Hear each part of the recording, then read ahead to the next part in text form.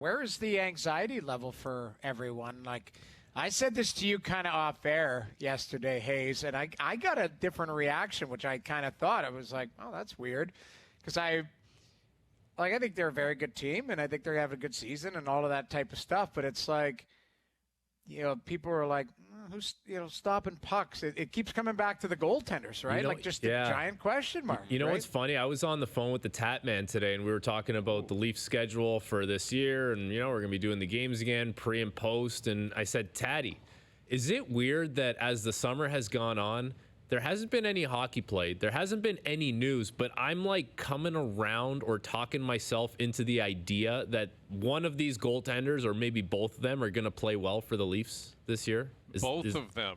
You're putting money on both of them playing well this year. No.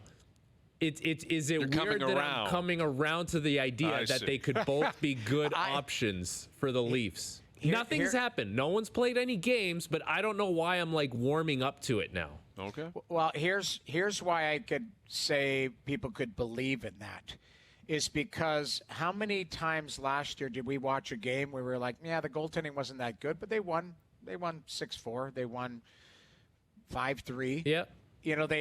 This team has the ability in the regular season. It's like, yeah, whatever it takes that night, they will get it done. Yeah. So, Källgren, there were nights where I wasn't believing what the hell was going on there. We talked up Källgren some nights where it's like, the kid was just, he was squared every puck. Like, we're talking about how good Källgren player. Like, this guy's name, 4-goal lead. This guy's name should never exit my mouth when I'm talking about the Maple Leafs this year, right? But he shouldn't even be there. Point is, like, Joe from the Bridge is now trying to manipulate the stats with the boards where what Joe from the Bridge wants. Put that board back up again, there. please. I love what this. Is he doing? This is the beauty of Joe from the Bridge. Thank what you, he Joe. wants you to Thank see, you. what he wants you to see is 904 Toronto goalies, Murray, Samsonov 900 combined last year, right? Well, those are factual numbers, but the Leafs, Mrazek was an absolute disaster. Källgren, Wall was playing, Hutchinson, Campbell had a month and a half, 2 months where it really was really off the rails. Yeah. That's 904 is not good. That's not a good number. It's that the Leafs had so much offensive ability and they have depth on defense and they can help. And that will be continued. But, the collective 900, the fact that you've downgraded statistically, I don't think it's selling what maybe some people think it's selling. Yeah, I don't know, because for me, the longer that time has gone on in the summer and we haven't talked about it and no news has happened, it's almost like this narrative has played out in my head where it's like, man, what if they can get Matt Murray back on track? What if they get that guy who won the Stanley Cups? And then with Samsonov, it's like you talk to people and Noodles, you talk to goalie people around the league, goalie coaches, and I have a few contacts. I reach out, and the sentiment that I got is like, tools are there. Yeah. He's a pretty exciting young goalie. It's just he's got to put it together. So I'm like, okay, is this going to happen? Is one of these guys going to hit? I understand that. But I'm from two schools here, because you're right. Samsonov, I've been talking to people that worked with him, people that know him. The tools are there, and there's still lots of runway. I think he just turned 26, so he's a young, he's in goalie terms, he's a young goaltender coming into his own. And again, I come back to it. He's going to play on a good team. Now, Washington was a good team, but they had some inconsistencies here or there. It was Matt Murray that the wheels fell off. But I think we all predicted it. He was going to Ottawa to start a rebuild. They were literally with, Erik Karlsson's traded out, going to let the kids play and just kind of I think we all said the first 18 months for Matt Murray was going to be a disaster statistically, but it also statistically was a disaster, but physically it was too. He was hurt. Yep. I don't even know if he was available to the team the last 23 or 26 games of the season last year. Yeah. He only played 20 games last year. So, he's coming to a different situation, but you're going from a team that's in a rebuild and the expectations are, hey, let the kids play, let's see how it goes, to a team that has probably some of the highest expectations. They have to. Like, it's the same discussion every single year, but you have to win. And I think that's what is tripping me up here is we're talking, hey, can Murray and Samsonov do it in the regular season? It's like regular season. It's Jim Mora in reverse. You know, like regular season. Like what? It's supposed to be like the playoffs is what we're talking about here. Yeah. Right. And you know, they gotta get there first. I feel good about them getting there. But which one of these guys can win you 16 games? 4. Let's start with 4. Yeah, then 8, then 12, and 16. More specifically, right. 1. Game Let's 7. bring in Carlo Colaiacovo here, first up in the morning. And we'll start here. We'll get to the Bills stuff. But Frankie is somehow coming around on the idea that this is, you know, this has the potential to work. Okay, it does. It has the potential to work. Of course it does. Yes. Matt Murray and Samsonov in net. Where are you at as of today, Carlo, with the goaltending with the Leafs? Wow.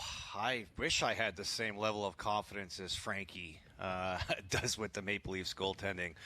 I'm cautiously optimistic with what they've got going on because, you know, when you look at Matt Murray, you can always go back to his career in Pittsburgh and say, yeah, this guy won a couple Stanley Cups, but I think it's safe to say he hasn't been anywhere close to that level of goaltending over the last 5 years. And Samsonov, okay, he's a young guy that grew up in Washington, but you also question what was the reason why they got rid of him. So in a hockey hotbed like Toronto, where there is a lot of pressure to perform, and especially in net, I think all of us have to give a lot of credit to Jack Campbell for how well he handled that pressure when he was here, even though he had some ups and some downs. And not only do they have to worry about the pressures of winning, but those goaltenders have to come into a hotbed right now and find a way to have, you know, resurgences to their career. So I'm cautiously optimistic about it. We were talking about Matt Murray's path a little bit and the fact that he went to Ottawa, you know, in a rebuild. And so I'm trying to put myself in his shoes a little bit. You played in Pittsburgh, you won 2 cups, you ultimately won a starting job from Marc-Andre Fleury. There's a lot of pressure involved in that.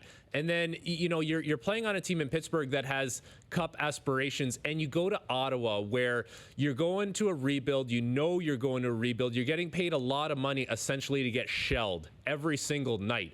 Do you think that the fact that he's coming to a market and a team now in Toronto that's hungry to win, that's going to be in the mix to win, do you think that provides him some kind of this flame or this, you know, new outlook on the game, more sense of purpose, and maybe that can help trigger, you know, the old Matt Murray that won the 2 Stanley Cups? I hope it does. I mean, and Noodles can speak to this the best, playing the position, but I think anytime you get a fresh start, knowing that you're playing on a way better team than you played on the year before should motivate you to play better.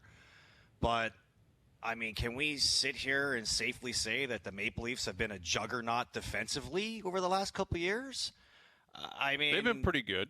They've been better. They're good. Their they're underlying numbers got better last year. Absolutely. In the last couple of years. They're not an awful defensive team. No. They've gotten better, but this team hasn't, you know, had the reputation of being that good defensively over the last couple of years, which is why, you know, goaltending performances like Jack Campbell put out for the first 2 months of the season, I think saved this Maple Leafs team. And this guy, we were talking about this guy being a Vezina candidate with the way he played in the first 2 seasons. And then when the goaltending didn't really play that well in the new year, how exposed they were. So okay, so I'm in the Carlos, sorry to interrupt, but if I'm in the camp, I'm leaning towards where Frankie's at right now. But here's what my caveat is. The last 2 years, you've had Frederik Andersen, who was an all-star, and Jack Campbell, who was an all-star. Now, Jack Campbell had a 6-week stretch that would have taken right out of that conversation, but he played very well. So I don't know if the Leafs are going, we need all-star goaltending, or we just need, you know, good goaltending, stable goaltending that we don't have to worry about night in and night out. What I'm looking at, like Samsonov won a bunch of games last year in Washington. We just had an .896 save percentage. Like, that's really what it is. Matt Murray only played 20 games. We know that he was going to lose a bunch of games. I actually watched him play very well. But my question with Matt Murray is the whole package. Like, I worry about his health because Matt Murray's health is, you want the goaltender to be healthy, then to settle in and play well for a good team. Let's be honest here, okay? Yeah. What would change everything is if they had a solidified number one and Matt Murray was signed for a 1-year deal at $900,000. Yeah. That's No pressure. what you need. Sure. But it's not even about pressure. It's say if it doesn't work, so be it. Right. But he's got 2 years at 4.6, and the other guy is Samsonov, who we don't know what to expect. Yeah. That's the issue, is that Murray may have to be the guy. What if Samsonov doesn't put it together and Murray has to be the guy? Right. Okay, what is it going to look like? You know, what is he going to play like he did the last 3 years, where his numbers were really Not good. staggeringly awful at times? Right. So that's the issue. Is it's 2 years at 4.6. If this was a reclamation project, I can get behind that. Of course I can. You got Freddie Anderson here, Jack Campbell here. Name a starting number one, and you're like, listen, we need 25 games out of you. Come in here, do your job, be a good guy, work hard, 1 year, and if it works, we'll sign you to an extension. But that's not the way it is. No, you're right. He's the number one, and he's making 4.6 for the next 2 years. And you're absolutely right, Hayes. But to go back to Noodles' point about not needing great goaltending because this team has shown it can win with average goaltending, that's absolutely true. I mean, and I think what made them buy into this notion is they've won with Shalgren, they've won with Joseph Wall in net, Hutchinson, Hutchinson. But are we talking about average goaltending here for a team that needs to have playoff success? You can't bank on average goaltending in the playoffs, and it's exactly what you said, Hayes. Coming into this conversation are we talking about, having success in the regular season here, or are we talking about having success in the playoffs? Because that's the big question mark for me. This team should make the playoffs, but we'll see. We see how things play out during the year when you have injuries, you deal with adversity. There's a lot of good teams that have that high expectations every year that somehow miss the playoffs, and I hope that's not the case for the Maple Leafs. I don't believe that's the case for the Maple Leafs, but you just never know. Well, and to add on to that, this is going to be a tandem situation. Like Matt Murray, the most he's ever played in one season in the regular season is 50 games. It's more like we'll call it like he's had 2 years before that at 49. So let's just say he's played 50 games. So there's another 32 that are available. That's what they're relying on Samsonov, because I don't see Matt Murray showing up this year and playing 62. No, like Freddie Anderson. No way. Right. You're asking for trouble.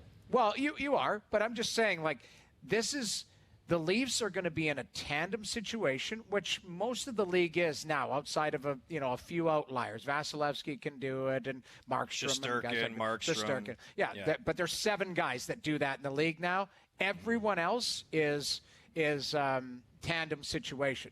So Matt Murray and Samsonov, for a team that is projected to be as good as the Leafs, it's still, I think it's concerning, and I would speak to it too. It's just, I think both those goaltenders can play well, but it's a question mark because recently it's what have you done for me lately type of thing, and I think the fan base is like, we don't know. It's a giant question mark. I don't see how the team can have any other mentality either, Noodles. I mean, you got to put forth confidence, and they'll pump their tires and say everyone's on the same page. But I don't know if everyone in that room is looking at the goaltending maneuvers of the offseason and thinking this was a great job by Kyle Dubas. It'll kind of depend, too, like on the day-to-day. Like, if these guys are getting lit up in practice and they're getting lit up in camp, you can tell there's going to be a couple guys looking at each other on the bench like this. Like, are we? What are we doing here? You know what look I can envision right now is the gif that Hayes sent out when Morgan Riley got walked by Connor McDavid, where it was that puppet, and he's basically moving his eyes left to right. Well, the Muppet is it? The Muppet guy? Yeah, whatever it is. There'll be a lot of horse eyeing on the bench. Like, what are we doing here?